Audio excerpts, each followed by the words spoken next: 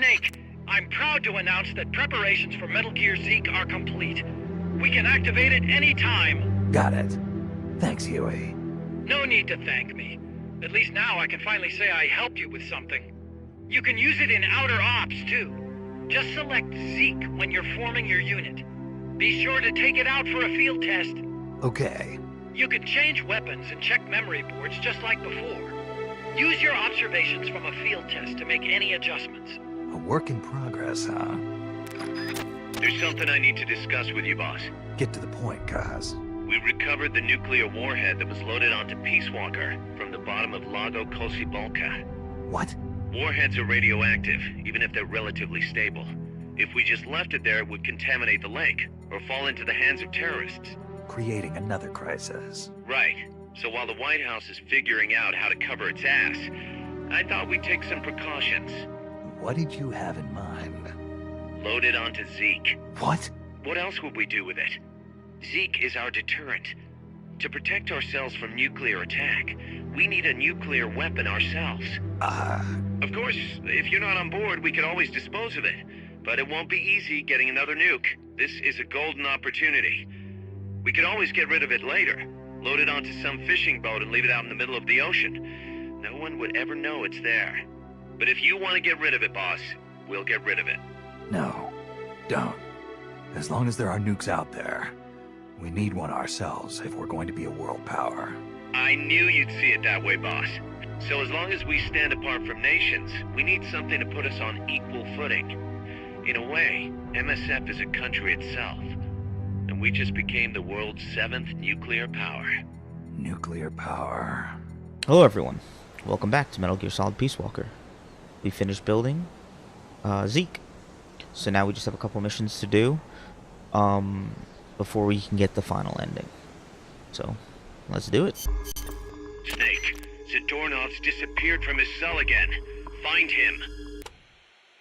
I gotta say, I'm surprised you helped us arm Metal Gear with nukes. What of it? Don't get me wrong, I'm grateful and all, but you sure about this? They may be for MSF self-defense, but they're still nukes. It's essentially the same thing as Peace Walker, which you despised. See, that's exactly it. What is? You don't hide your motives. You tell the truth. That's what makes you different from those CIA bastards. They lay on the charm, win you over. And then, when things get hairy, they turn their backs on you. I'm just telling it like it is. Which is why I get the feeling that you wouldn't be stupid enough to use them. Okay, I'll come out and say it. I trust you. You give me too much credit. You think Yeah, so? I don't trust your dumbass, Huey. Besides, there's more uses for bipedal locomotion technology than weapons. We make it small enough, and it could have applications in robotics and prosthetic limbs. Maybe one day I'll even be able to walk. Nice thought. I want to stand on my own feet, be master of my own Well, fate. too bad you're and stuck I'll in use that your strength fucking to help me wheelchair. do it. If you don't mind, of course. Nah, it's a fair enough deal. Thanks. People can change, I know. But I trust you, Snake. I trust you to be the guy I know now.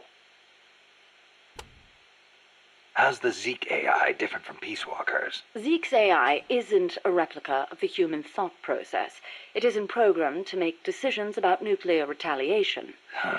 On the other hand, it is capable of highly independent action in combat when given orders from a pilot. It can protect infantry, destroy the enemy, and, if ordered... Launch a nuke. Let us hope it never comes to that. My sentiments exactly. I'm about to leave for Costa Rica, a place completely unfamiliar to me, and on a top-secret mission for the CIA, no less. No guarantees I'll come back alive. Might even get rubbed out by the CIA itself. So I'm leaving behind this record, for her sake. For the boss's honor. Ever since I was a child, I've loved to look up at the night sky. I'd go outside after sunset and drink in the cold air. The moon, Venus, so many stars floating on the edge of infinity. In Manchester, it wasn't very often you saw the night sky in all its star-studded glory. but it was enough to stir a deep longing inside me. Even as others cowered beneath Nazi air raids, I was out there, watching the skies, dreaming of one day reaching the heavens. There were, of course, more practical concerns. My skin was incredibly sensitive. Even the slightest bit of sun would turn it an angry shade of red. Playing outside during the day was completely out of the question. Naturally, I hardly ever had a chance to play with other children my age. But I never felt lonely for it. Their way of thinking was irrational, making them simple, easy to predict. The boys would talk of tanks and aeroplanes and creepy, crawly bugs.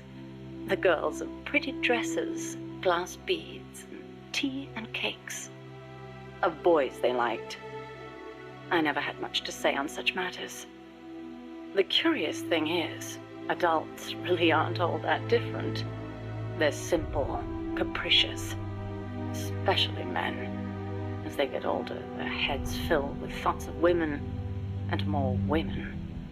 Thankfully, I always did have a head for mathematics. I love Strange When I Love. was about 10, I'd visited Dr. Turing, who lived nearby. Oh, she met Turing. We'd sit and discuss mathematical logic.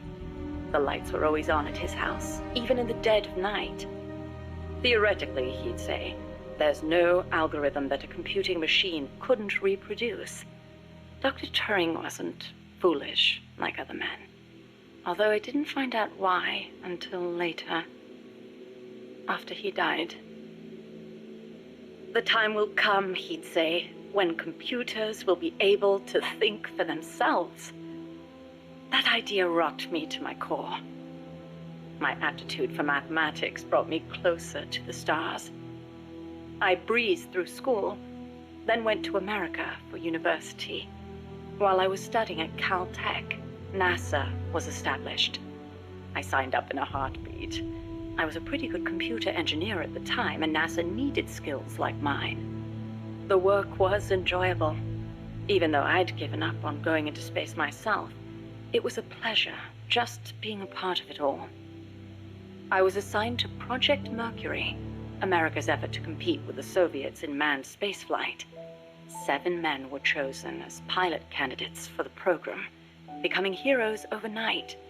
People called them the Mercury 7. The project made good progress, more or less.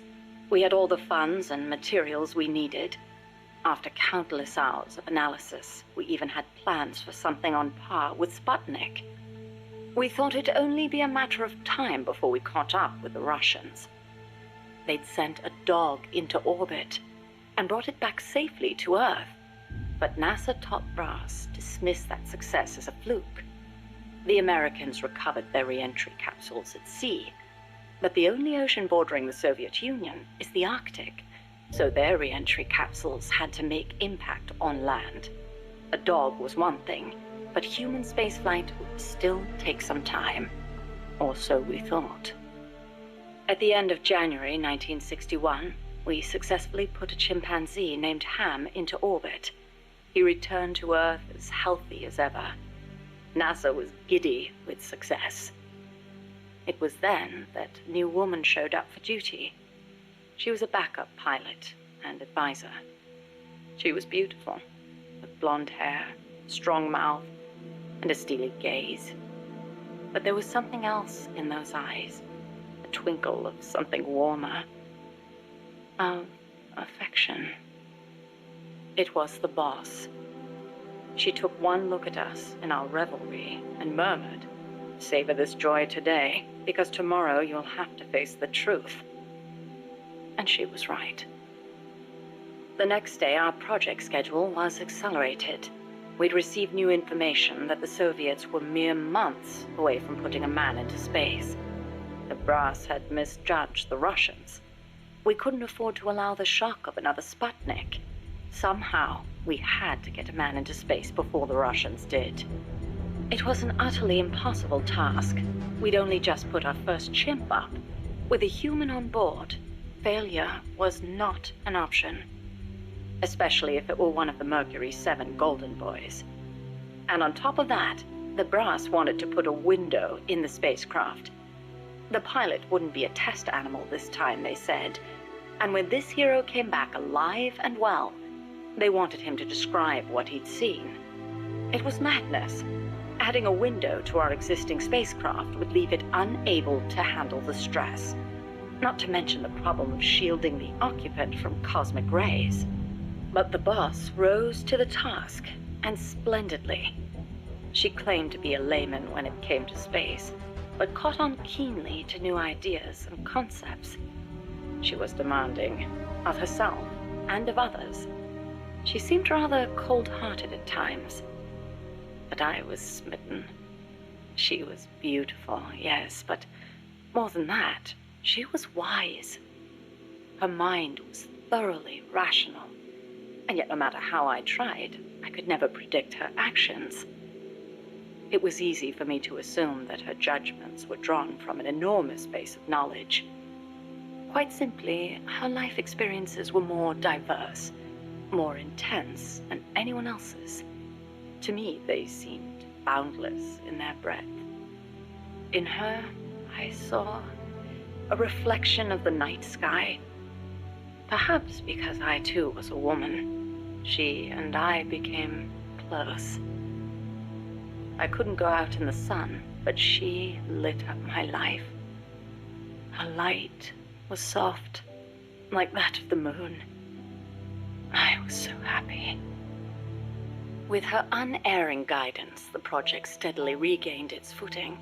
But one issue remained, the pilot's safety. When the day came to choose a pilot, the Mercury 7 just quietly walked out. Who could blame them? It was far too great a risk to take. Even if they'd volunteered, NASA would never have let them go. They were national heroes, basking in the media spotlight. There was no way they'd be sent on such a mission. The conference room was silent. Then, slowly, she raised her hand, almost as if acting out a scene from a movie.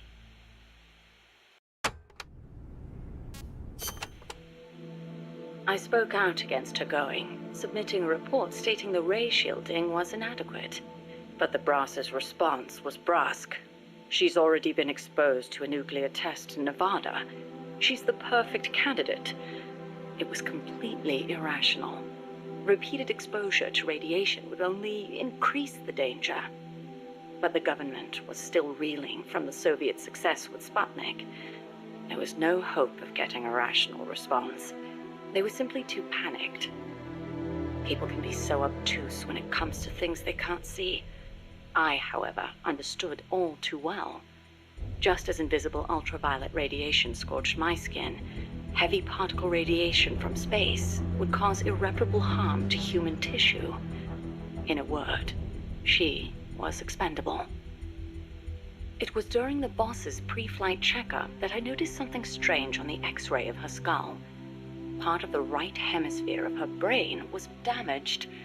It seemed inexplicable, given her keen intelligence and amazing physical prowess, but there it was, and I decided to report it. I hoped that perhaps my discovery of a physical defect would result in the flight being cancelled. But as I went to make my report, she stopped me. "Why?" I demanded. "How can you let yourself be their guinea pig?" Ignoring my protests, she took me up to the roof of the lab. The night sky was ablaze with stars. It was there that I learned how she had wounded her head. 1943, Los Alamos. She was serving with the Special Forces when she received new orders. A German spy had infiltrated the Manhattan Project, which aimed to build the world's first atomic bomb. She was to eliminate him. His name was John von Neumann, a mathematician with superhuman computational abilities and the designer of the explosive lens. The Manhattan Project was a top national priority, security accordingly tight. The guards couldn't be allowed to know what was going on. She'd have to slip past them and make the death look like an accident. It should have been an easy enough mission. But just before the operation, she received unexpected news. A new life was growing inside her. She was overcome with joy, and for one brief moment, it clouded her judgment. She accidentally got into a shootout with the guards, and without thinking, protected her belly. She was shot in the head. The bullet only grazed the surface of her brain, but the tissue around the wound was destroyed, leaving her in a coma. She wasn't given much chance of recovery, but 3 months later, she woke up. Within 6, she was able to move around as if nothing had happened. It was functional compensation. The other parts of her brain took over for the part that was lost. It made logical sense, but such a full recovery was nothing short of a miracle. Perhaps her superhuman willpower made it possible. Or perhaps my body knew it had to survive for the sake of my unborn child. She smiled as she said that. I understand how she must have felt. Some have taken to calling me Ms. Left Lobe, she said. Because I'll do anything for the mission. She was to get her tough, to do what yes, they wanted. but she had feelings too. I knew that better than anyone else. As it turned out, von Neumann wasn't the spy. The assassination order was a deliberate bit of misinformation planted by the Russians. She had been deceived. The Eastern and Western camps were united on one point: opposition to the Nazis. The Allies needed to develop that bomb before Hitler did. But in looking ahead, the Russians found the Manhattan Project's progress a little too quick for their liking. Mass production of a uranium bomb, like the one that was eventually dropped on Hiroshima. So why was it dropped on Hiroshima? Why wouldn't they drop it on Germany? But a plutonium bomb, once perfected, could be mass-produced, and eventually even miniaturized. And Moscow did not like the idea of America having that kind of head start. Explosive lens technology was critical to the plutonium design, so the plan was to get rid of its pioneer, von Neumann. And when that plot came to light, the US and the Soviet Union parted ways for good. It was one of the rare cold nights in Florida. She put her arm gently around my shivering shoulders. As I listened to her voice, I was wrapped in her soothing scent. I felt as if I were dreaming. I was like Florida, but I remember Cape Canaveral. Even in failure, she seemed perfect. Oddly enough, the failed assassination attempt helped preserve America's edge. A true super genius, von Neumann went on to make his mark in numerous fields outside of the Manhattan Project. Economic game theory, stored program computing. Almost all computers today use stored programs, the so-called von Neumann architecture. His death would have set back computing 10 years, and I wouldn't be at NASA doing research. I wouldn't have been there in her arms that night. Ooh. I thanked the fates for giving me that chance. But then she said something unexpected. I should have killed von Neumann when I had the chance. Why, I asked. Wasn't the order a Soviet plot? I looked up at her as she began to explain. Yes, von Neumann was innocent, and killing the innocent is a grave crime. But I can't help but wonder, had I succeeded, what would the world be like now? Even without von Neumann, the explosive lens would have eventually been developed, von Neumann architecture too. But she seemed to believe that if progress had been put off for a few years, then perhaps East and West would have had a chance to work hand in hand. I'd never considered such a possibility, but her tone was confident, assertive. It was as if she intended to make the two superpowers shake hands herself. The explosive lens was developed too early, spawning a Cold War and an endless nuclear arms race, she continued. That mission sprung from deceit, but maybe it was divine providence too. It was like she was speaking to her own child. Her large, warm hand was on my head. I failed the mission because I let the mother in me take over. I should have killed him, no matter how great the guilt. If I'd killed him, I might not have prevented Hiroshima, but maybe I could have saved everyone in Nagasaki. I looked up at her and saw her looking up too. up at the starry sky. Her face showed only deep remorse. It was as if she'd convinced herself that she alone was responsible for creating this twisted world. But that's no reason for you to sacrifice yourself for this. I knew I'd never dissuade her, and yet I still clung to hope. I know you're concerned, and I thank you, but I have to be loyal to the end. And then she smiled at me. Loyal to the end. Loyal to what? I asked. But she didn't answer.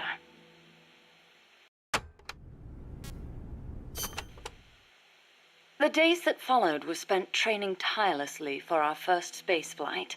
The boss endured conditioning that tested the limits of human capability, and I supported her. Those were happy days. On April 12th, the spacecraft carrying the boss left the Earth's atmosphere. Although it was only 20 minutes of ballistic flight, it was nothing short of miraculous, considering how little time we'd had. The first human in space. We were ecstatic. Then something went wrong. The re-entry angle was slightly off, warping the outer hull. The cause was clear. It was the hastily constructed window we'd installed. Her capsule missed the projected splashdown point by a long shot. As we raced towards the capsule, a breaking news broadcast came over the radio. It was the news report of the successful launch of the Vostok rocket, piloted by the cosmonaut Yuri Gagarin. They'd beaten us into space by the slimmest of margins. When we arrived, the capsule had already disappeared beneath the waves. The boss was floating on the surface. I can't really recall what happened next. They told me later that I gave a strange scream and plunged into the sea, not caring whether my skin would burn. She didn't wake up. Her entire body was bruised, burnt, scorched by cosmic rays. It was a miracle she was still alive. Every day, propaganda boasting of the shining accomplishment flowed out of the Soviet Union. The hardest part was having to read the report the next morning from Izvestia, the Soviet governmental paper. Written there after the report were those legendary words of Major Gagarin: "The Earth is blue." The person who should have said those words, though, was incapacitated, confined to a bed. NASA opted to pretend the flight had never happened. The Soviets had orbited a man around the Earth and returned him safely. We'd barely managed to escape the atmosphere and achieve ballistic flight. Even worse, the pilot was horribly mangled and the spacecraft lost altogether. As they saw it, covering it up was the only alternative to seeing the nation's pride dealt yet another blow. I've been told military records show the boss was taking part in the Bay of Pigs incident at the time. They were that desperate to erase the whole affair. In the end, Alan Shepard's ballistic flight 1 month later became known as America's first spaceflight. Shepard's flight owed its success to insights earned through the boss's sacrifice. But to me, none of that mattered. I prayed day and night for her recovery, never leaving her side, not even for a moment. Then, as summer ended and the chill of winter approached, she spoke. I agree. I was just thinking that after Delta came out, this game would do great with a and she embraced remake. me. It was all I needed. I thought she would tell me about space, the true sky, where the stars don't twinkle. But the only thing she'd speak of was Earth, our home as she'd seen it from space. So fleeting, so irreplaceable. I was ashamed. I'd been enamored for so long with the sky that I never thought to look beneath my feet, at the ground upon which I stood. As soon as her rehab was over, she was gone. It happened without warning. No one informed me, and the higher-ups wouldn't say a word. It wasn't so strange or surprising, really. I simply assumed she was off to complete her next mission. because she was loyal to the end. Since then, I've devoted myself to researching artificial intelligence so that no one will ever have to make her sacrifice again. No human being should be asked to take on a mission that dangerous. Next time, I'll be the light that shines on someone else. I still wonder why she opened up to me on that chilly night in Florida. That operation was top secret, even if it was all in the past. I like to think it was because she trusted me. But that's probably not the case. She wanted someone to listen. And I don't think that someone was me. Those faraway eyes, the tone of her voice, like she was talking to her own child. Those things made it clear that she was speaking to someone else. I found myself envying that someone.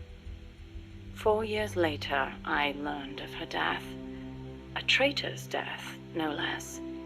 She'd stolen an American nuke and defected to the Soviet Union, where she was killed by her former apprentice.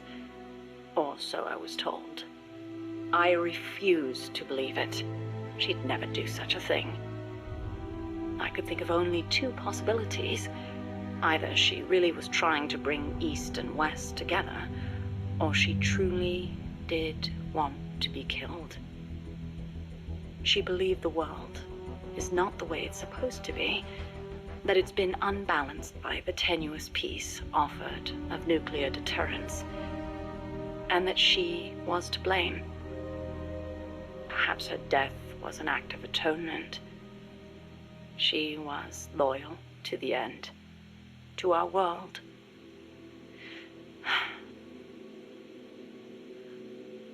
And I lost the light of my life. Oh, strange love. I now find myself victim to an incredibly irrational emotion of my own. That someone, the one she wanted to confess her sin to, could it be the one who took her life? The very thought drives me utterly mad with jealousy. One day, I will discover the truth. Find Zadornov and bring him back here with Fulton Recovery. Freeze.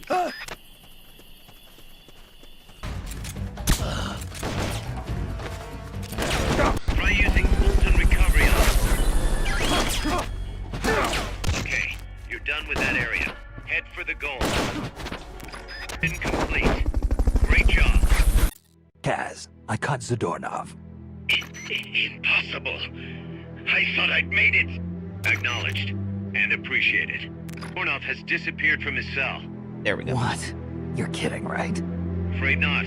You got a new mission. Find Zadornov. Snake, Zadornov's disappeared from his cell again. Find him.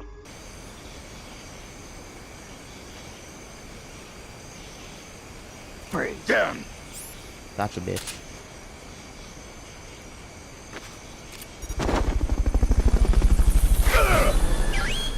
Found our friend, Kaz.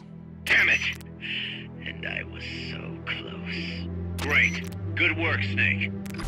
Let's see what this is. Let's get this mission started. Complete the mission and proceed to the Fulton Recovery Point so we can get you back alive and well. Good luck out there. Let's see. I'm assuming they're all gonna converge somewhere at one point, yeah?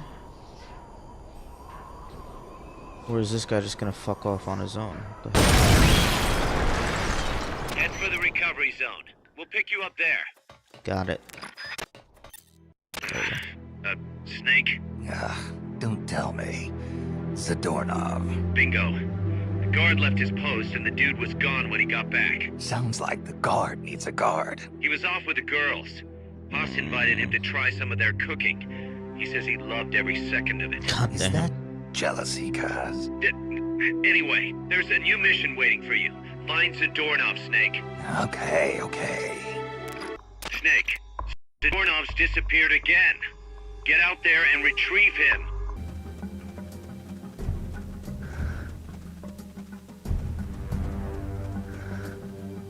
something. Is that him? Do I have to look in the... He might be in. Gotcha.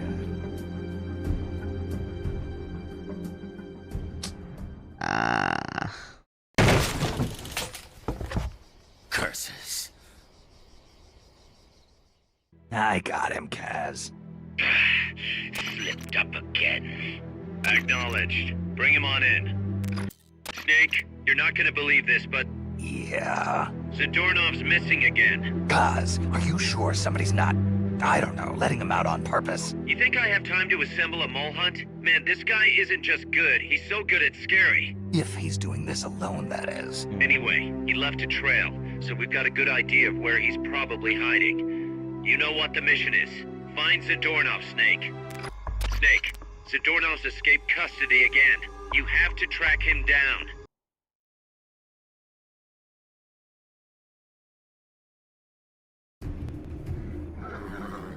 Oh, here again. Kaz, I'm inside the facility.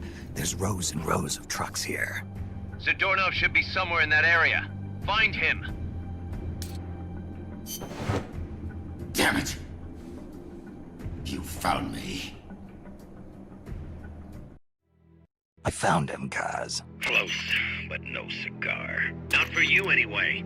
Snake, we're coming to pick him up. Beware of ghosts. Let's go do this. Let's get this mission started. Complete the mission and proceed to the Fulton recovery point so we can get you back alive and well. Good luck out there.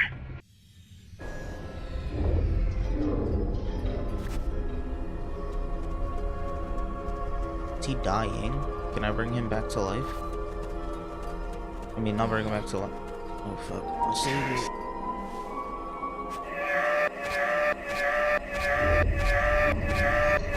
Oh, I am actually literally bringing him back to life.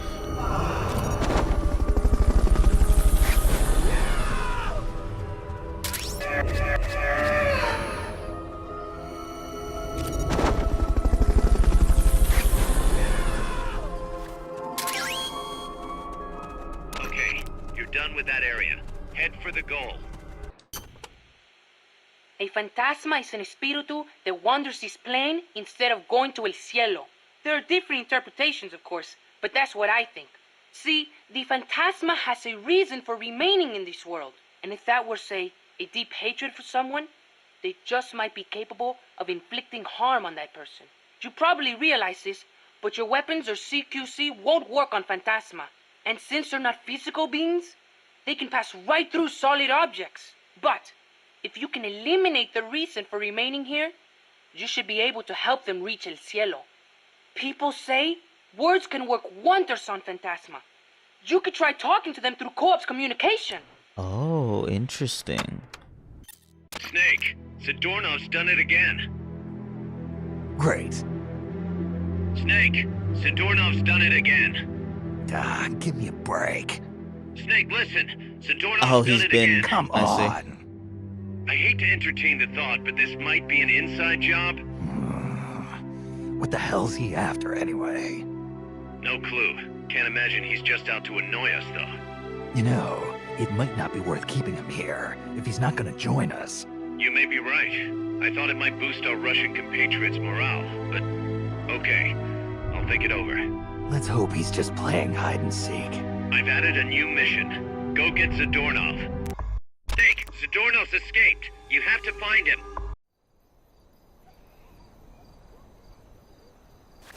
Find Zadornov and bring him back here with Fulton recovery.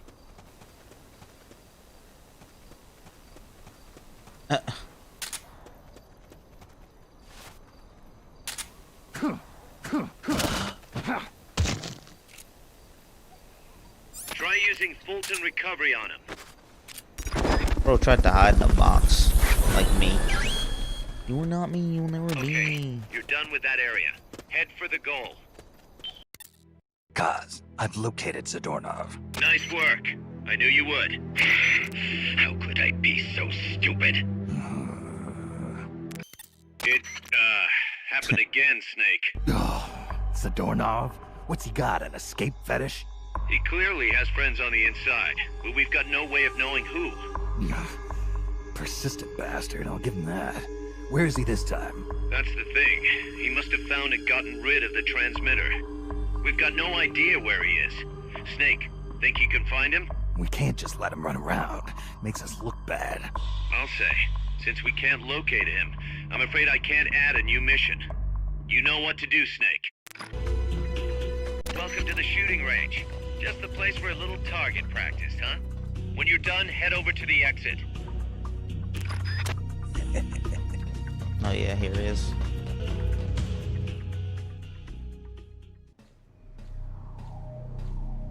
Big boss!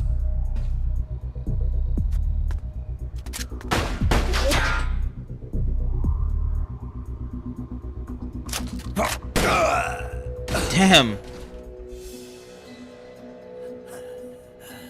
My work is done. What are you talking about? V for victory! Rocket! Peace! Oh shit. That's why we get one of those in 5.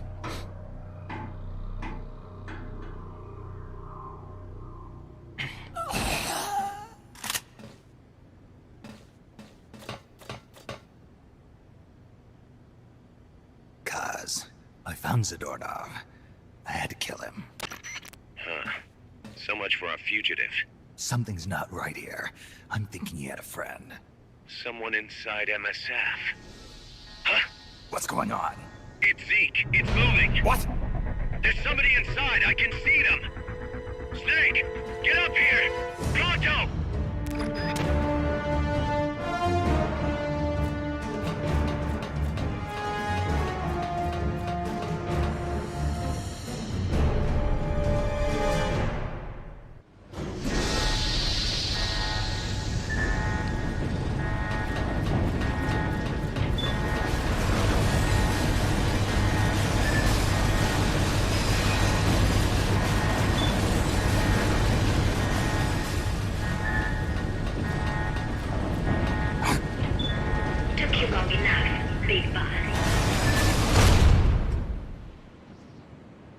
Boss.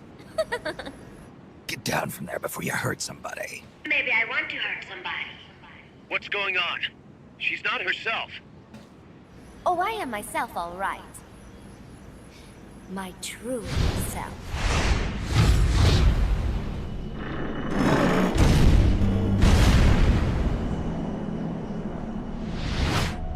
Kaz, shut that thing down. I can't. The controls aren't responding. Then how's it moving? I made some modifications. This machine was meant to have a human pilot. Modifications? Kaz, what are you... Never thought I'd be into machines, huh? Then Zadornov's escape was a diversion. Kaz, what are you doing? I'm taking it back. Taking it back? Where? To our leaders. To Cypher.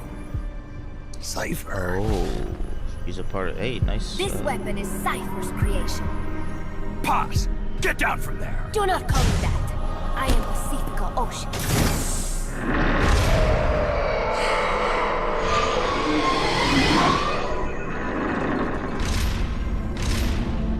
My name, my age, my mission. Cypher gave them all to me. My entire life has but one purpose. To carry out Cypher's plan. The nasty tobacco. The angel of peace crap. The whole thing with a dream routine. I am through with all of it. Paz, you can't. I told you not to call me that. It makes me want to puke.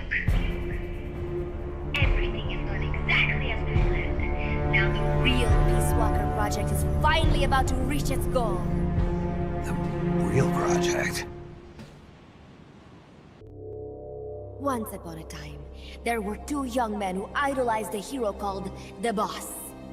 One day, they suddenly lost the point of origin. This Cypher, that was like a mother to them. Unable to come to terms with their sorrow, they each decided to carry on the will of their hero.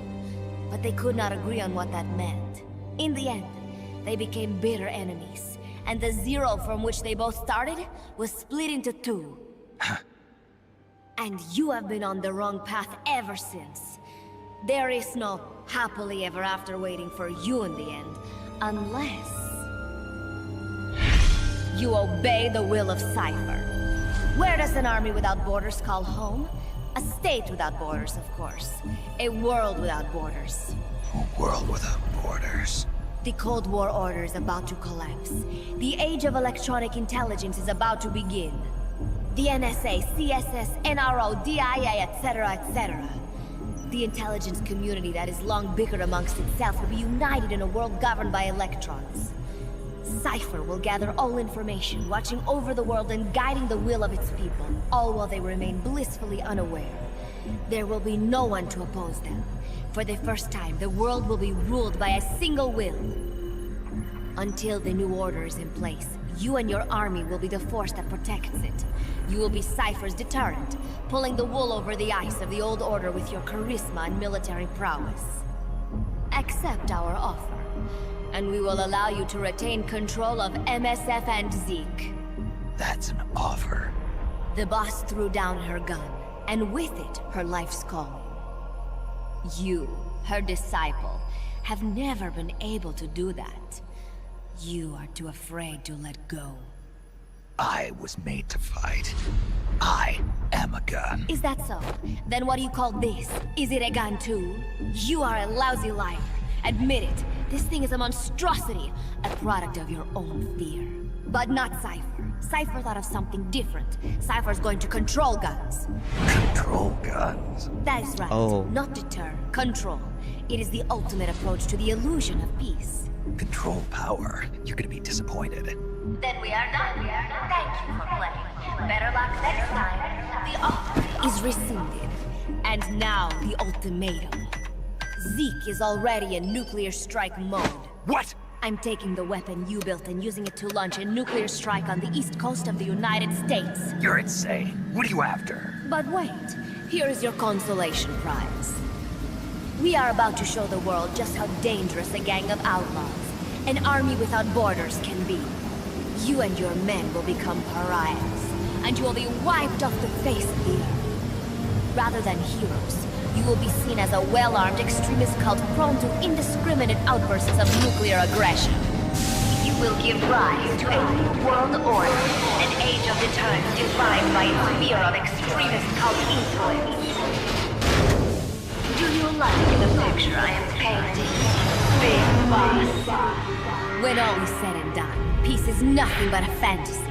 A game is a game. You either win or you lose. All you can do is fight. Stop me if you can. The peace sign is the V of victory. Say, peace. Why is... Damn.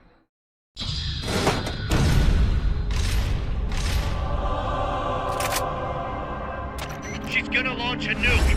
Snake, we've got to stop her. Whatever it takes. Awaiting your orders. Stop me if you can.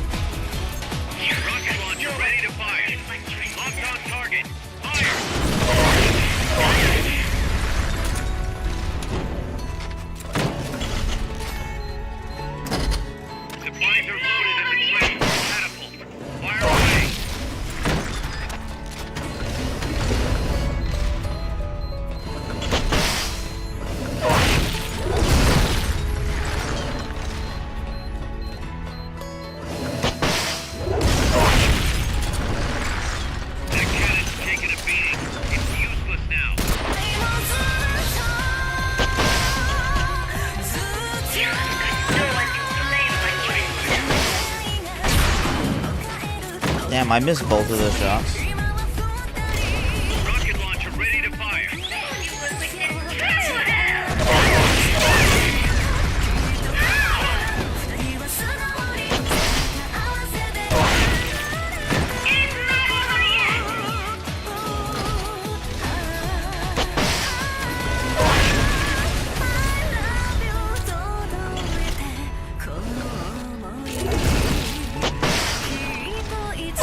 Getting distracted by the gun platform. Now's your chance to attack. It's not over yet! Time to wrap things up!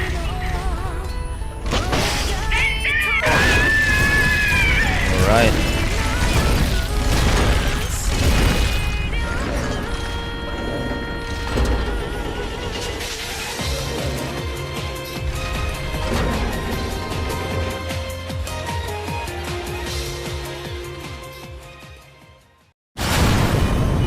It is no use. Zeke is out of my control. This is where it ends. Listen to me, Big Boss. As long as your army is needed, the world will never know true peace. The peace you will know will be fleeting, elusive. They will use you, disgrace you, and then finally discard you like they would a cancer to society. This is the path you have chosen.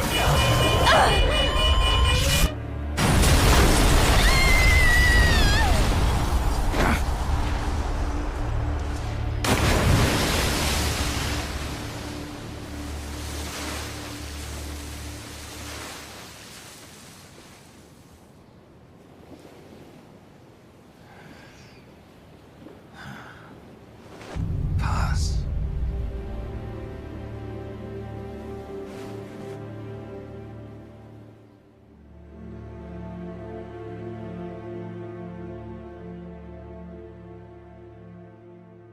Who would have thought that little girl was working against us? Tell me about it. She had everybody fooled, me included. I can't believe I didn't pick up on anything. Snake, there's no point in beating yourself up over the past. But hey, maybe you should put in some practice against Zeke in case this sort of thing ever happens again. In any case, I need to go talk to Dr. Strangelove. Zeke still isn't ready. Huey! Fucking Huey.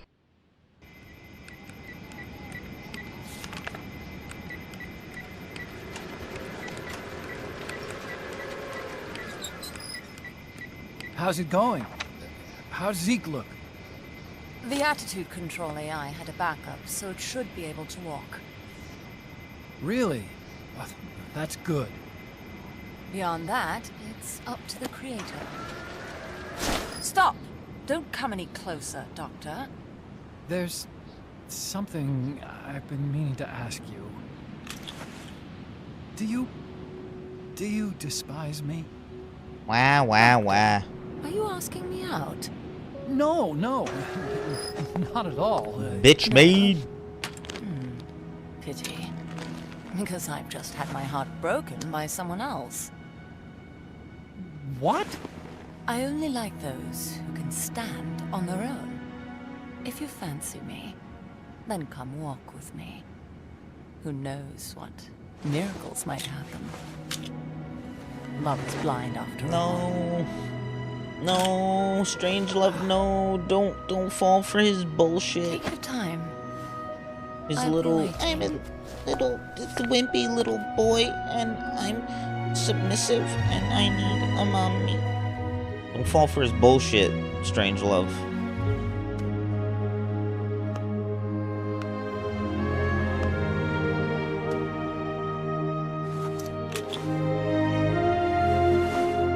Shut up, loser.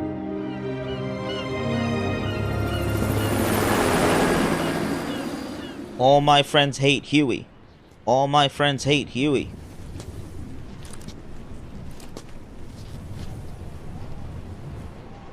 Snake!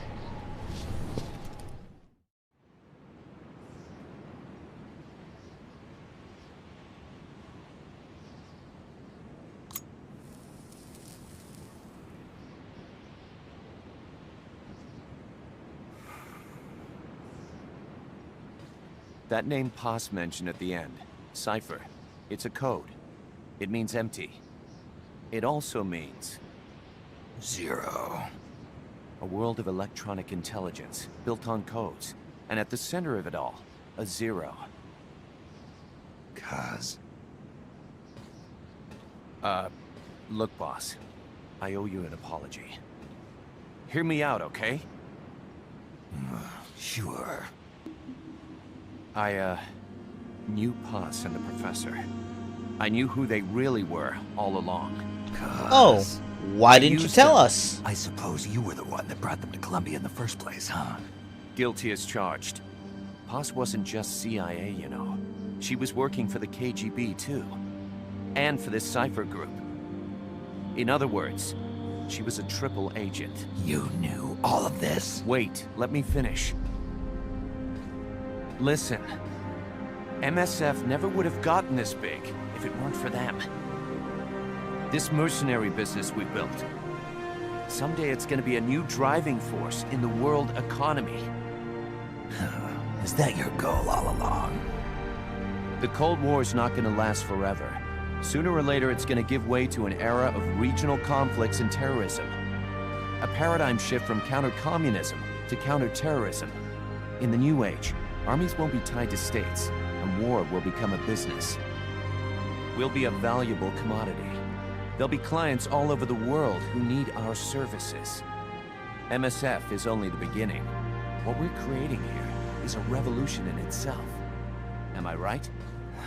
Cuz, it's not going to be that easy. What do you mean?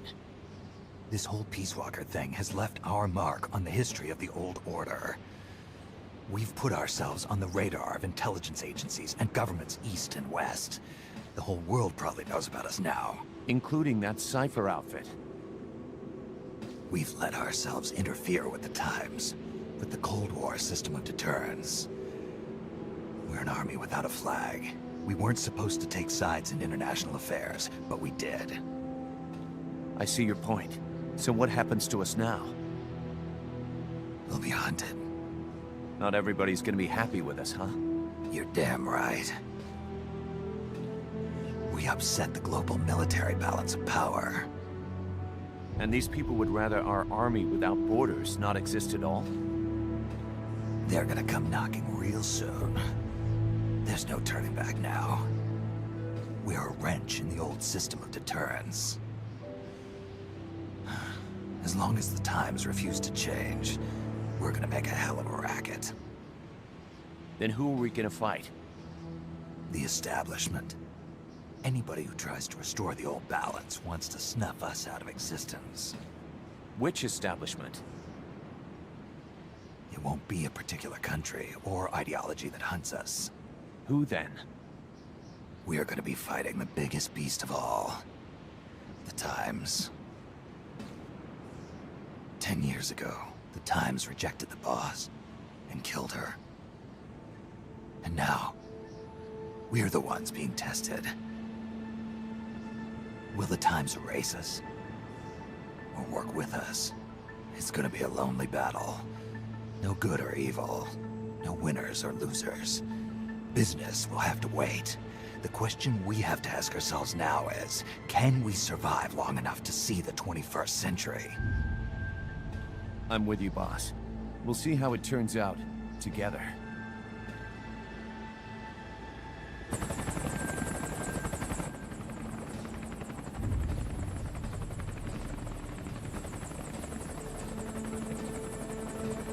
The hunt is on, Kaz.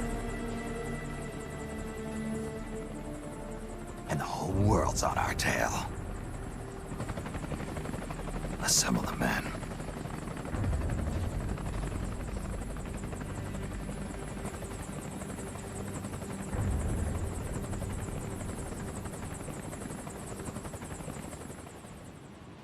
Big Boss triggers the Outer Heaven uprising.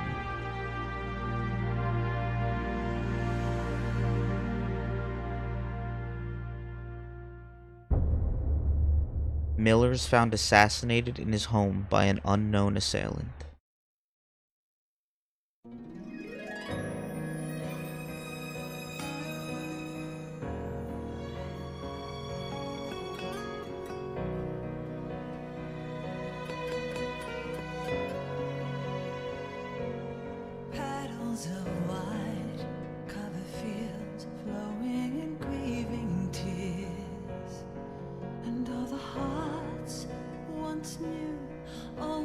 shattered now. Love can kill, love will die. Give me wings to fly. Fleeing this world so cold, I just wonder why. Cold as a dog, now my words are frosted with every breath. Still the hate burns wild, growing inside this heart. When the wind changes course, when the stars align, I will reach out to you and leave this all behind. When heavens divide.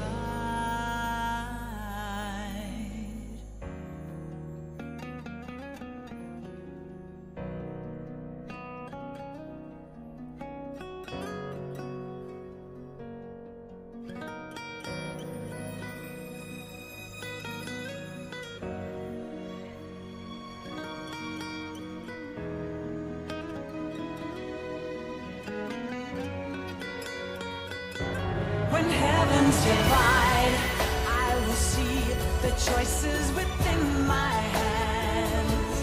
How can we ever protect and fight with our tiny souls? Let me shine like the sun through the doubts and fear. Do you feel the storm approach as the end draws near? When heavens divide, time will come to softly lay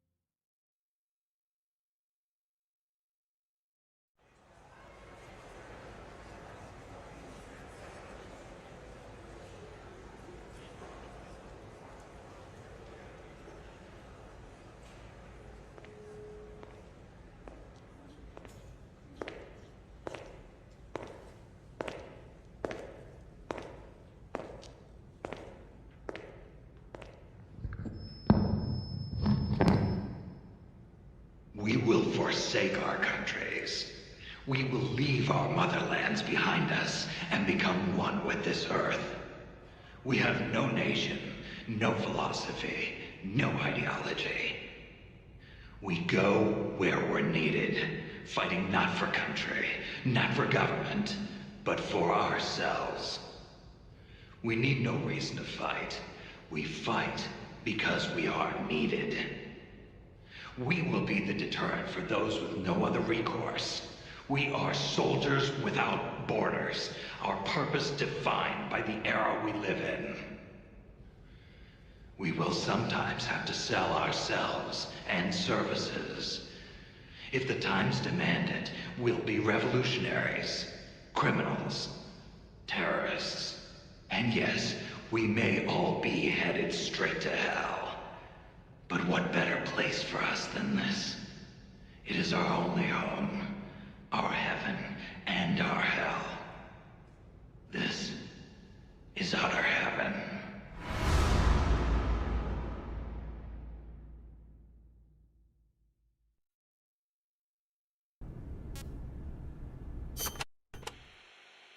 Remember that habit Paz had, Snake? How she always had her index finger on her upper lip like this? Yeah. It bugged me ever since we first met her. Never figured her for a snuff user. I can't believe we never noticed. She used the kind where you keep a pouch of leaf in your upper jaw, let it absorb through your gums. She might not have been used to it. Probably used her finger to keep it in place.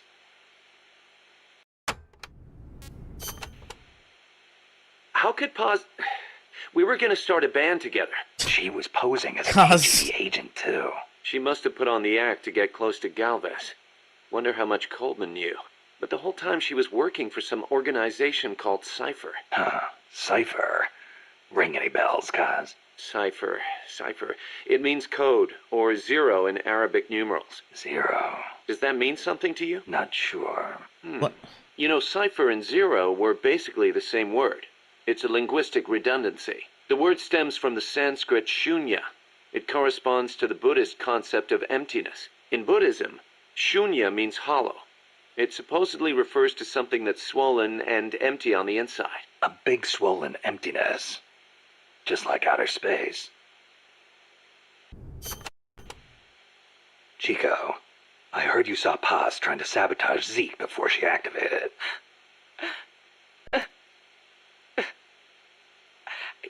I should have stopped her.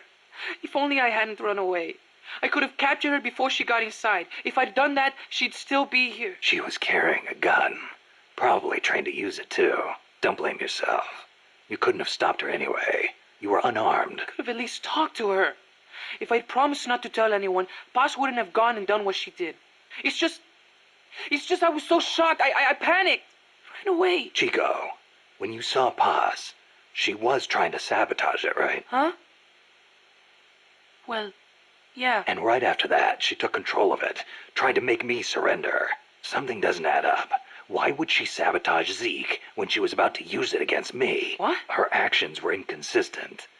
Even for a spy. If she wanted to destroy Zeke, she could have done it and run away. But if her goal was to steal Zeke, she'd have no motive to sabotage it. I don't know. Maybe your seeing her caused her to change her plan.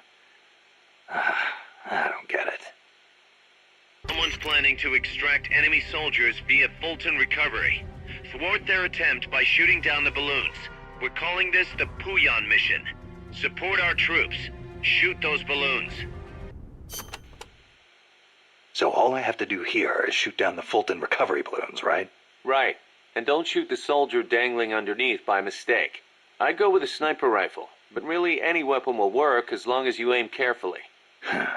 Balloon popping.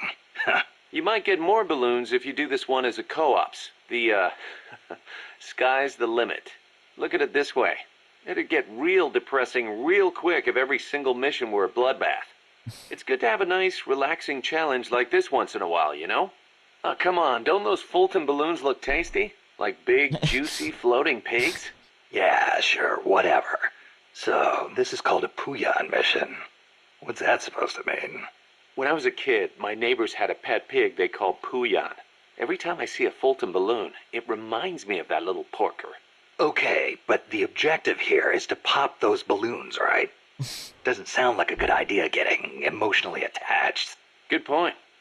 Man, if only those were real pigs dangling from the balloons. Now wouldn't that be something? Ugh. Cause. Snake, the sunsets are so pretty here. Are you feeling okay, Kaz? Yeah, I mean, I've got MSF business to think about and all. But sometimes it's nice to just sit and watch the sunset, you know? Yeah. Snake, would you be up for going to the coast to watch the sunset? Just the two of us?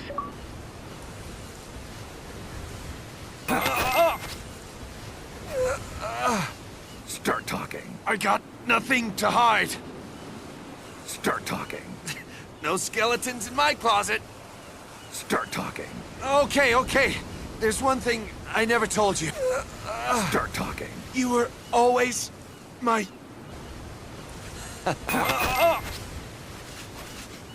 Ooh.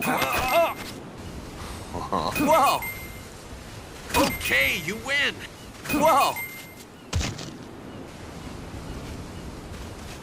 Ooh, got room for two? Aha.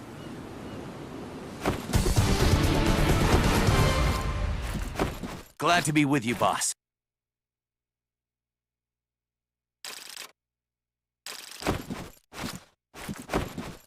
Well. Zadornov was paying my room, board, and tuition, but he has since been captured. I told the man that with no more money from the KGB, I could no longer afford school. He bought my story, and when I said I would be willing to work, he took pity on me and let me stay. For some reason, Miller really pled my case. That was helpful, but the man is still a fool. His men are no better. They think their training makes them strong, but that kind of strength is nothing in the face of true power. And better yet, they wait on me hand and foot, believing I am just a schoolgirl. Looks like I won't be working too hard after all. Just today, while scouting out the living quarters, I saw a group of them in the corner of the deck making a fuss. Going over for a look, I saw they were feeding a kitten. A bunch of grown hard men, and they're the ones acting like schoolgirls. Look, isn't he cute? What is wrong with them? Disgusted, I just nodded and smiled. I must stay in character after all.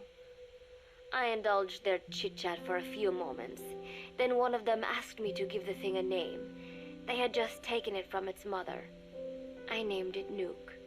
I improvised some nonsense about how our compassion for living things can help prevent wars. The men gave me a little fish. I held it out in my palm and the kitten happily ate it up. What a pathetic, feeble creature. It sickens me. Today, Chico invited me to go fishing with the soldiers. I suppose finding one's own food does have its merit, but I prefer not to be involved in such a degrading task. And their prattling on about fishing being fun is nonsense. I'm not here to find playmates. Nevertheless, distasteful as it was, I went along in order to maintain my cover.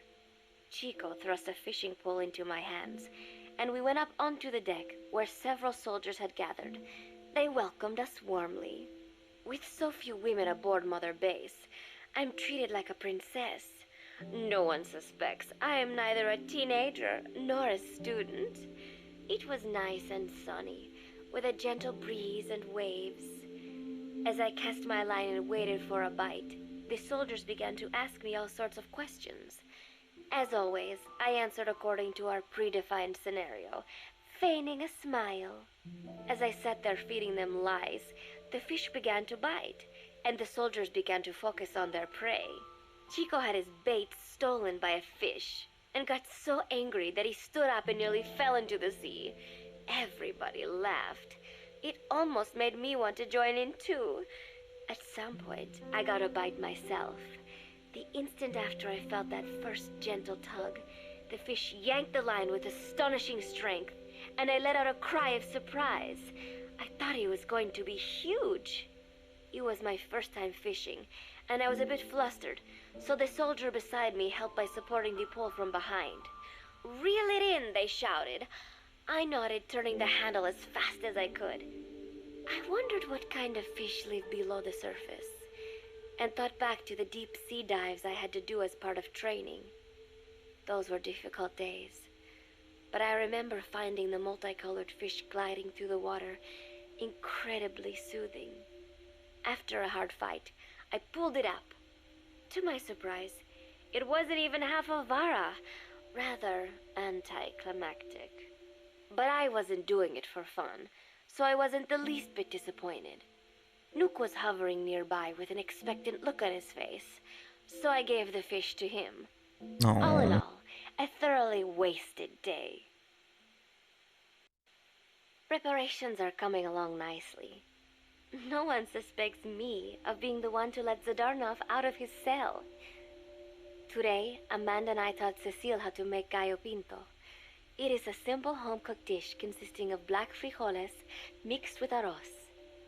It is well known throughout Central America, not just in Costa Rica, so it is no surprise that a Nica like Amanda would be good at making it. But I was raised in the States from a very young age, and could hardly even remember my mother's gallo pinto. Having to make chit-chat with that clueless bird lover and the so-called revolutionary was excruciating. And, clueless or not, I wanted to be especially careful around Cecile, the one who actually recorded that tape. Thankfully, Miller and his men seemed to believe I mistook the tape I found for one my friend made. In any case, one can never be too careful. Anyway, the three of us minced garlic and herbs, then cooked them in a pot with frijoles we'd soaked overnight. While waiting for them to cook, we sautéed onions and arroz in a frying pan. Cecile worked the frying pan according to Amanda's directions, but seemed a bit glum. She does have a knack for cooking, though.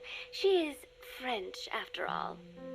We added water to the pan and watched the arroz begin to steam. While we waited, Amanda shared memories of her mother with us. They had been separated because of Simosa, but the taste of her mother's cooking was still fresh in her mind. When the frijoles were ready, we drained the water, stir-frying them with the rest of the vegetables. Quite a complicated process for home cooking. Nonetheless, it kept them occupied. The longer we sat and talked, the greater the chance of my arousing their suspicions. With women, it is not enough to just bat your eyelashes and giggle. It takes a lot of effort to divert attention. When the arroz was done cooking, we folded it into the frijoles and added salsa, stirring the mixture as it simmered. At this point, for some reason, the conversation turned to romance. Why does it have to be that way whenever women get together and chat? Cecile fancies herself to be well versed in such matters, and gave Amanda all sorts of advice. It was harmless enough, until, to my irritation, she began pestering me whether there was anybody I liked. Not right now, I said, trying to dodge the question. But she pressed on. It's Snake, isn't it? I gritted my teeth and played it coy. Maybe. Cecile nodded and giggled. He is pretty sexy, isn't he? What a ditz. It's all I can manage to just survive. The thought of romance has never once crossed my mind. I have no interest in that kind of man. Soon enough, a rich aroma began to fill the room. The gallo pinto was ready. Nuke came over and rubbed up against our legs, looking for a handout. Unfortunately, it was not the kind of food a cat would like. We let a few of the soldiers have a bite, and then headed off to the mess hall. The home-cooked flavor we'd achieved was a big hit with the men of MSF. Not that we are trying to impress them or anything. Even I could manage a dish like that. Snake enjoyed it too. Let me make this absolutely clear. I have no interest in that man. Football, or soccer as it is known in the States, is extremely popular here. It has not caught on yet in the US, but it has legions of rabid fans all across Latin America. These fans can get so rowdy that it is commonly believed El Salvador and Honduras went to war in 1969 over scuffles in a soccer match. In reality, Tensions between the two countries were already high. The match was merely one of the sparks that set them off. But these people are so passionate about this sport that the story seems plausible. Predictably, many of the soldiers here are fans. They have apparently divided themselves into Costa Rican and Nicaraguan teams and started playing each other. To play, you need a ball and 2 goals. The R&D team built and set up simple goals on the deck. I had absolutely no interest, but Chico insisted that I come and watch. It was not a proper match by any means. The pitch was not even regulation size, but the players and spectators alike got pretty excited. They banged empty cans and shouted cheers through the handmade megaphones. It almost felt like carnival. Huey, the referee, blew a whistle to start the match. The soldiers' training has left them in excellent physical shape, but they lacked the honed skills of professionals and their play was quite rough. Midway through, one of the men collided with another. They started shouting at one another, but Huey stepped in. "I thought we had forsaken our countries, become one with the earth," he said, quoting Snake. "We're not competing for national pride here, and we are not fighting for the good of any one country. This is not a war. Soccer is a peaceful sport, am I right?" The soldiers nodded. They know the pain of war, and they share Snake's vision. Perhaps that is why all this resonates with them. Team Costa Rica was down a man, and somehow I was picked to fill in. Costa Rica had the advantage up until that point. I suppose Huey wanted to keep it balanced. The soldiers agreed with Huey's call. Maybe the Costa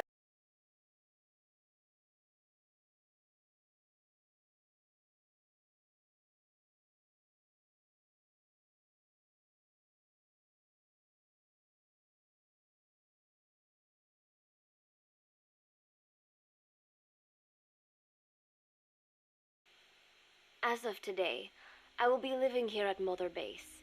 Now my real trial begins.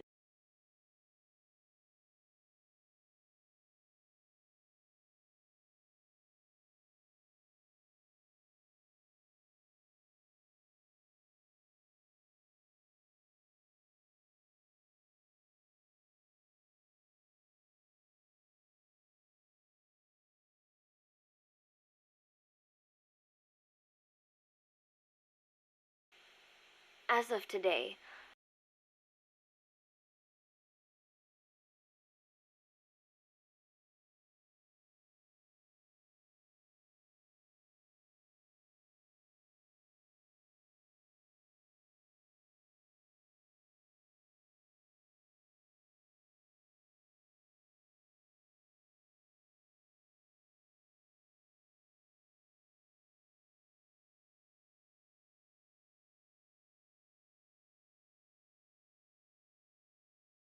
or soccer as it is known in the States, is extremely popular here.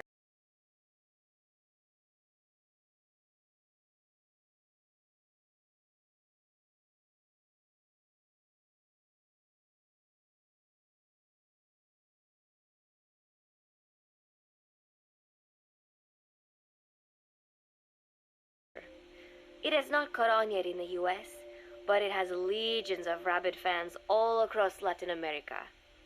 These fans can get so rowdy that it is commonly believed El Salvador and Honduras went to war in 1969 over scuffles in a soccer match. In reality, tensions between the two countries were already high. The match was merely one of the sparks that set them off. But these people are so passionate about this sport that the story seems plausible. Predictably, many of the soldiers here are fans. They have apparently divided themselves into Costa Rican and Nicaraguan teams and started playing each other. To play, you need a ball and 2 goals. The R&D team built and set up simple goals on the deck. I had absolutely no interest, but Chico insisted that I come and watch. It was not a proper match by any means. The pitch was not even regulation size, but the players and spectators alike got pretty excited. They banged empty cans and shouted cheers through the handmade megaphones. It almost felt like carnival. Huey, the referee, blew a whistle to start the match. The soldiers' training has left them in excellent physical shape, but they lack the honed skills of professionals, and their play was quite rough. Midway through, one of the men collided with another. They started shouting at one another, but Huey stepped in.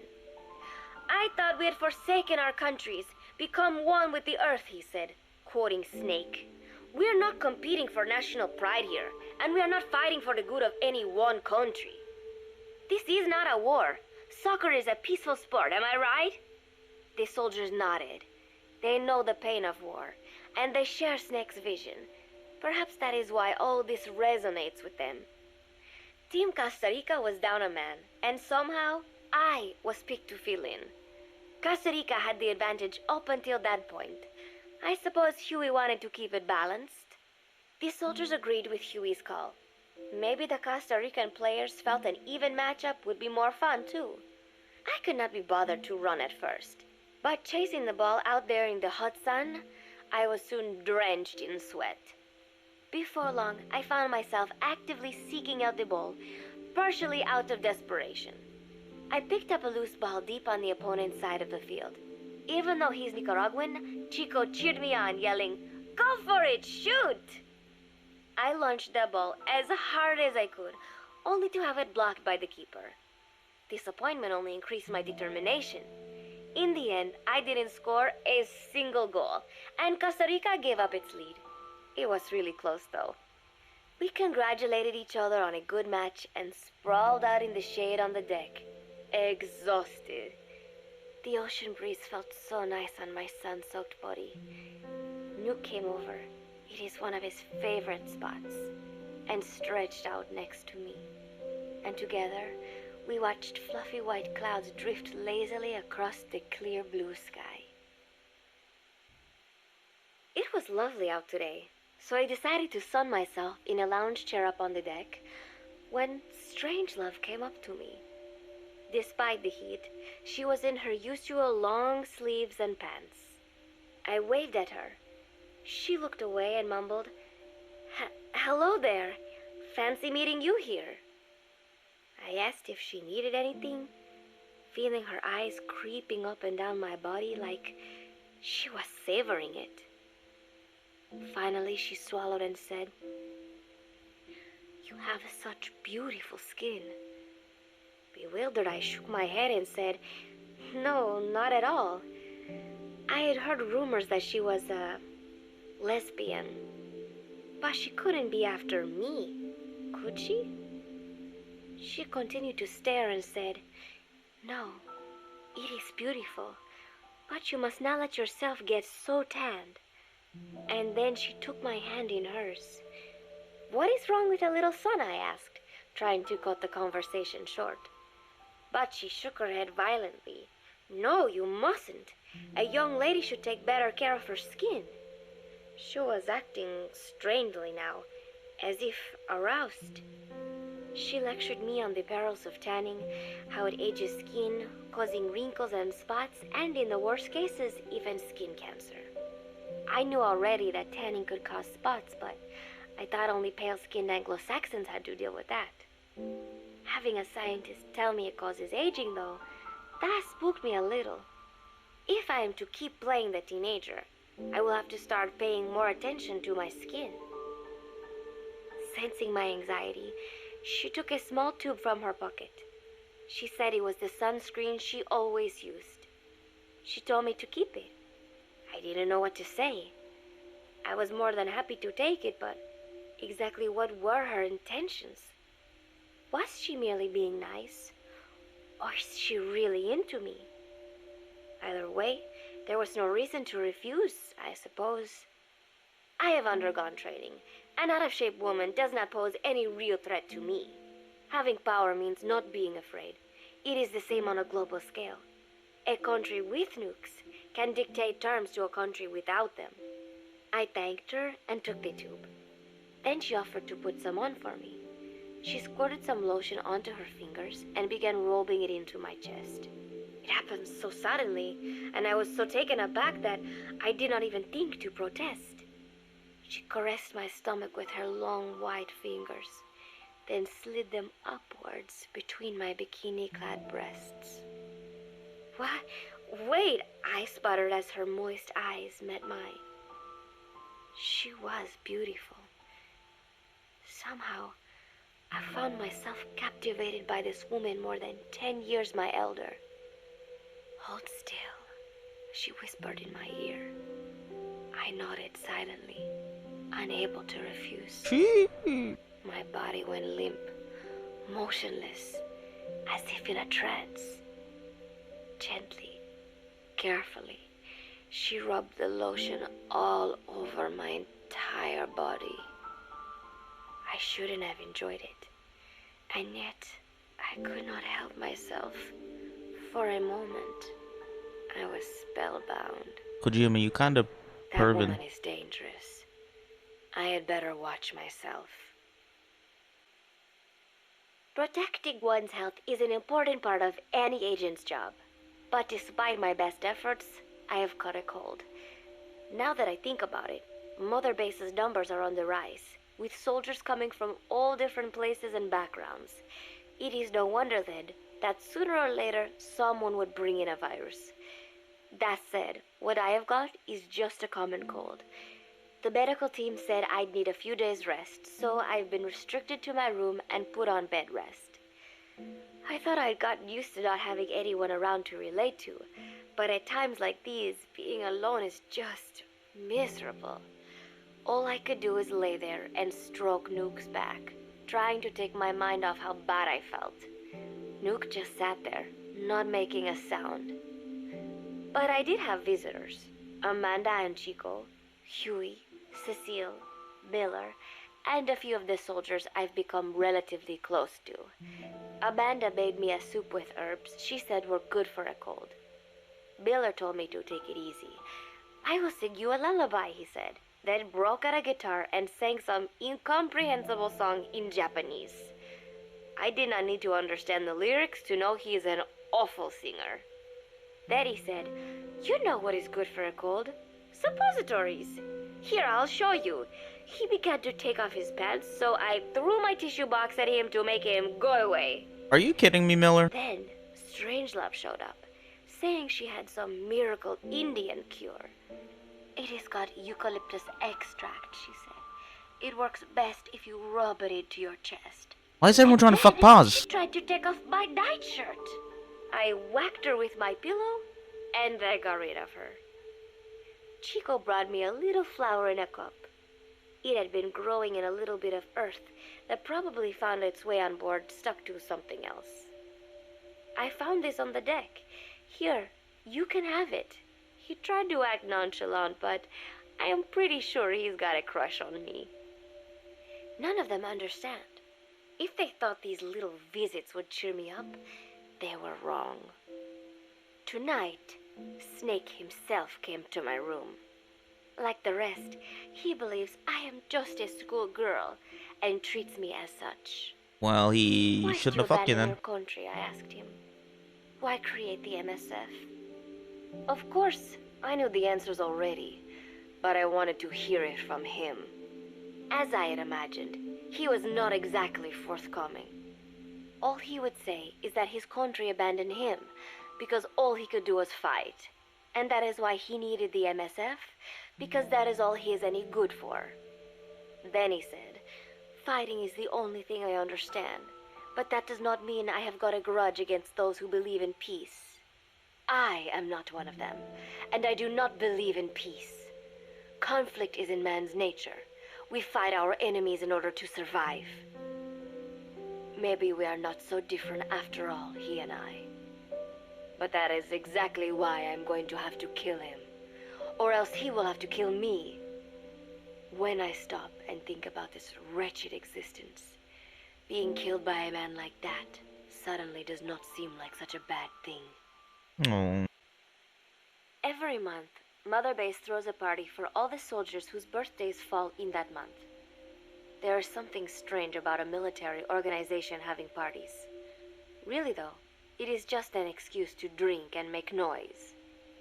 It is not easy to get alcohol on a fortress in the middle of the ocean. Most days they are training from dawn till dusk. They do not have time for things like drinking. That is why Snake and Miller came up with the idea, to give everyone a chance to let loose. Obviously, a bunch of boors like that are not going to bother with blowing out candles on a cake. Rather, they sit there in a cloud of cigarette smoke, drink beer, eat meat, tell tasteless jokes, and swap crude insults about one another's hometowns. But it hardly ever breaks out into something serious. They talk up a storm, but they're just having fun. It is funny. You have got members of FSLN rubbing shoulders with the UCLAs, people who once would have considered the other mortal enemies. I wonder if that is what makes Big Boss so popular. In leaving their countries behind, they leave their hatred for other countries too. Miller seemed a little protective of me. Hope they're not being too crude, he said. But soon enough, he too was drunk. He yelled, "Come here and take a look at the real Kazuhira Miller," then dropped his pants and mooned everybody. The other soldiers burst out laughing. I have never seen such a crude, ridiculous party before. And yet, I mean, that was kind of funny, Miller. all these people, laughing and acting the fool. Is this what they call peace? For some reason, I began to think about all that has happened since I came here. Fishing with Chico, cooking with Amanda and Cecile, playing soccer, having visitors when I caught a cold. When I stop and think about it, my time here has been the most peaceful of my life. Aww. But that is about to end. I cannot imagine he will be willing to negotiate. It seems I am to fight the legendary Big Boss. He would have I do negotiated. not know if I'll be able to beat him. But if I have to choose between death and defying Cypher, I will gladly choose death. The thought of dying does not scare me. But if I disobey my orders, the fear and despair awaiting me will be far worse than anything I can imagine. It was Cypher who took me in as an orphan, gave me food and a place to live. His orders may have been unreasonable, but I will never repay my debt entirely. It seems I have no choice. I must fight this man. I must fight Snake. Do you know Miller, Snake's right-hand man? Apparently has got at least one serious weakness. He is an insatiable womanizer. He does not bother me, most likely because he considers teenagers off-limits. But he has hit on every single one of the few female soldiers here at Mother Base. They ought to be telling him where to stick it, but end up falling for it so easily. I think some of it stems from the fact that he is actually not that bad looking. Anyway, today, that nasty habit got him in trouble. He and Snake got into one of their rare fights, and I was there to see it. They burst out of the showers, completely naked, trading punches. I am no child. The sight of a naked man does not make me blush, but this was something else. "Maybe this'll teach you," Snake yelled as he slammed his fists into Miller's chest. I heard later that apparently he had been two-timing someone, and that same someone had gone to Snake with her troubles. As I see it, it is her own fault for letting herself be deceived like that.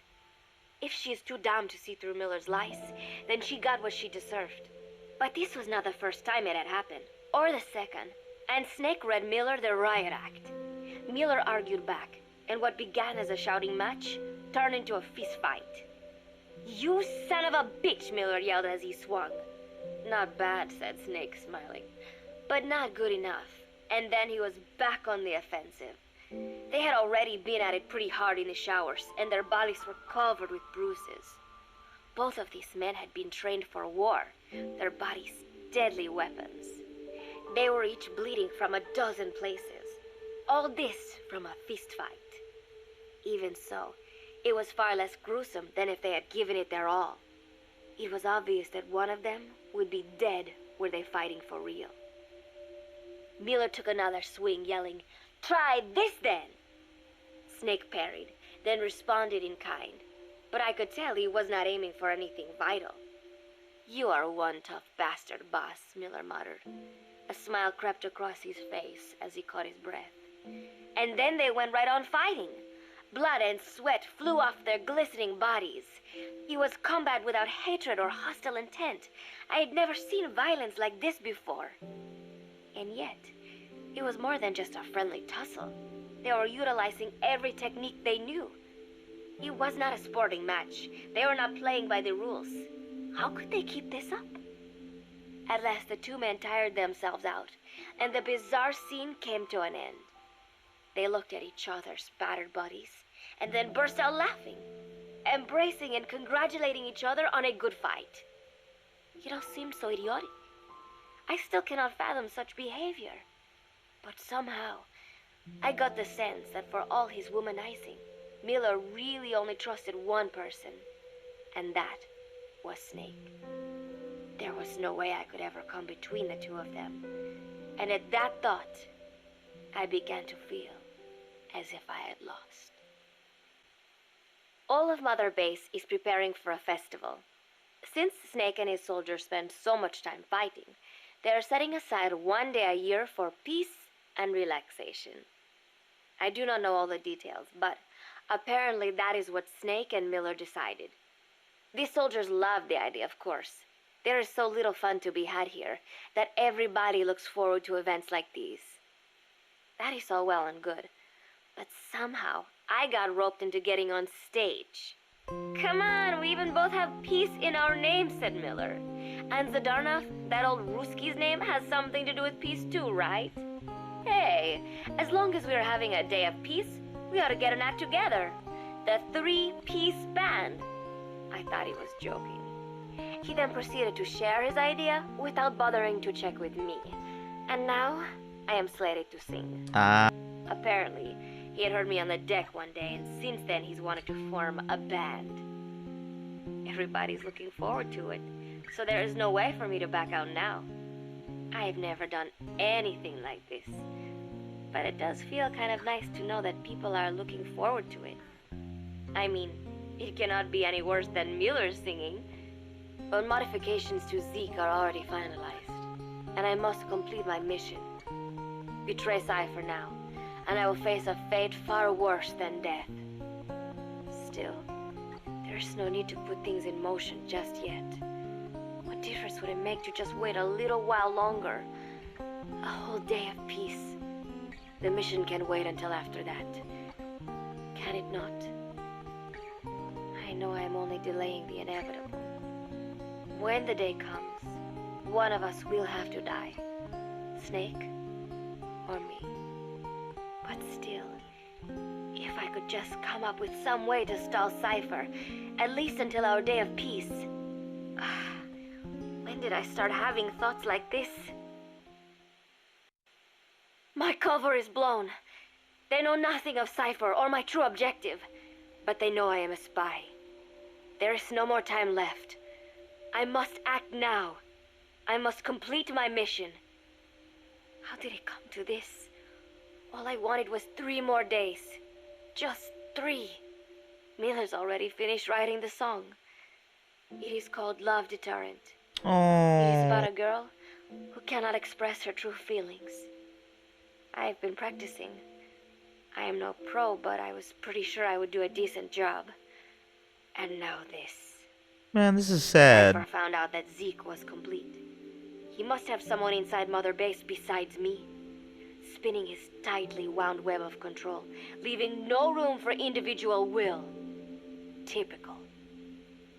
When they found out Zeke was complete, I was ordered to execute the operation immediately. If I was going to enjoy just one day of peace, I had to ensure the plan could not move forward. I tried to sabotage Zeke. Oh, that's what she I thought tried. by damaging the drive system, they would have no choice but to delay their plans.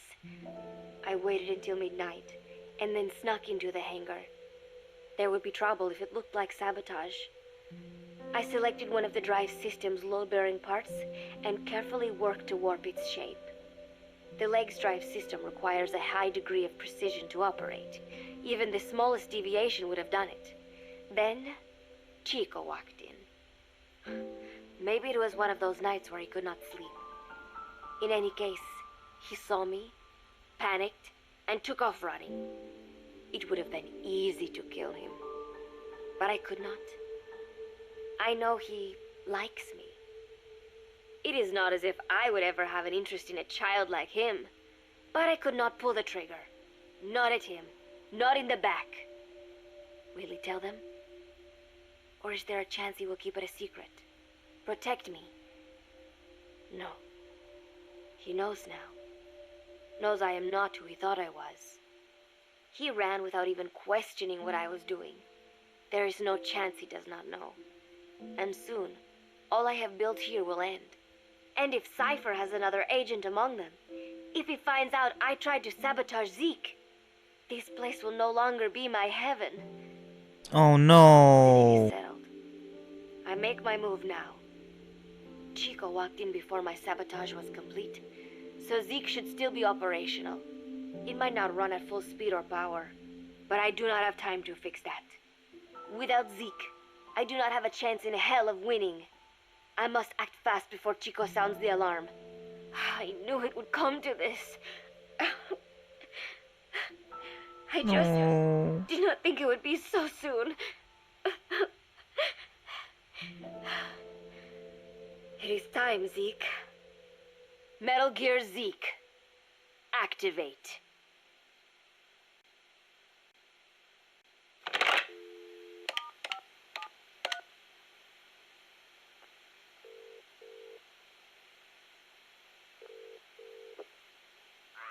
It's me.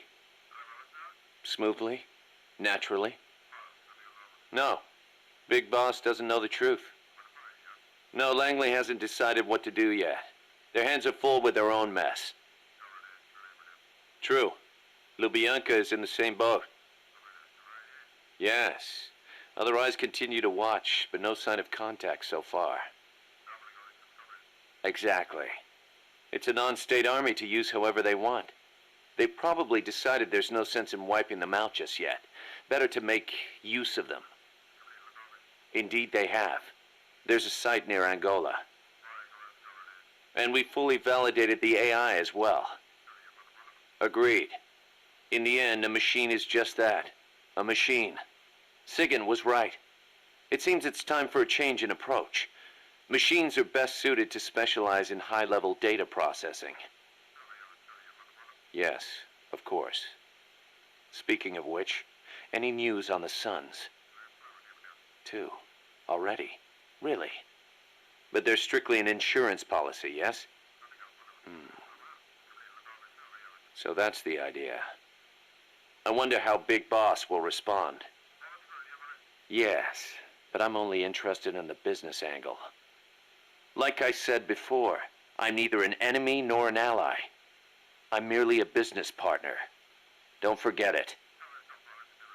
Yes, I'll be in touch. My dear Zero. Interesting. Very interesting. Very interesting. Thanks for watching. Thanks for being here. Lewis, it was really cool talking to you. Glad to see you here. Hope I see you again when I play some more Metal Gear. And, yeah, until next time, guys. I'll see you later. Goodbye, everyone. Goodbye. Goodbye, everybody. Goodbye.